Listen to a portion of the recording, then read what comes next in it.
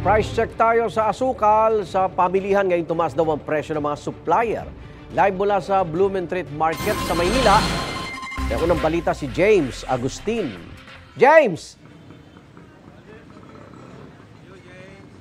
Good morning. Sabi ng mga nakausap ko na nagtitinda ng asukal dito po yan sa Blumentritt Market sa Maynila. Bahagyang tumaas na raw yung kuha nila ng asukal sa mga supplier. Kaya pa naman daw kaya hindi pa sila nagtataas ng presyo. Kung sakali man igan na tumaas yung presyo ng asukal, apektado hindi lamang yung mga nagbebenta niyan, maging yung iba pang mga negosyante gaya ng mga nagbebenta ng minatamis at taho. Mabenta ang taho ni Mang Noel lalo't pat hindi niya tinitipid ang paglalagay ng sagot arnibal. Asukal negro daw ang ginagamit niya sa paggawa ng arnibal. Sa ngayon hindi pa naman nagtataas ang presyo ng asukal. Kung sakali man daw gumalaw ito, mapipilitan din siya mag-adjust.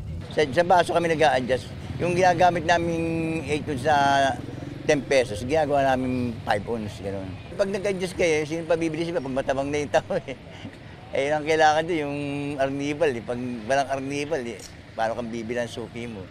Sa pwesto naman ni Rodaline, patok ang mga minatamis gaya ng nata de coco na 25 pesos ang 1/4, beans at munggo na 30 pesos, garbanzos na 35 pesos, kaong na 40 pesos, at makapuno na 60 pesos.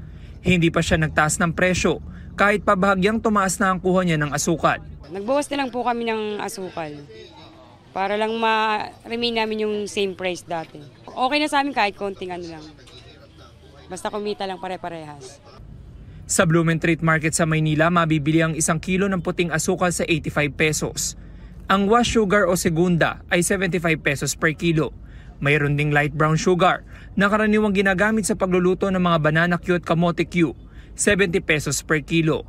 Ang golden brown sugar naman ay 85 pesos, habang ang asukal negro ay 95 pesos. Sabi naman nagtitinda, bahagyang nagmahal na ang kuha nila sa supplier nitong Enero. Sa kabila niyan, hindi pa raw sila nagtaas ng presyo dahil kaya pa ng puhunan. Per sako po yung kuha na ng asukal namin. Tumaas naman po ng konti pero hindi po namin tinaas dahil kaya pa naman po ibigay sa dating presyo namin po. Siguro pag hindi na po kaya, itataas na po yung presyo namin ng asukal. Kasi kami na rin po nagre-repack nun po eh.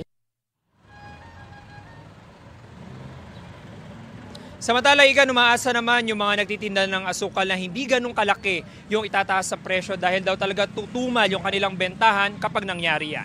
Yan ang unang balita mula rito sa Maynila. Ako po si James Agustin para sa GMA Integrated News. Igan, mauna ka sa mga balita, mag-subscribe na sa GMA Integrated News sa YouTube para sa iba't ibang ulat sa ating bansa.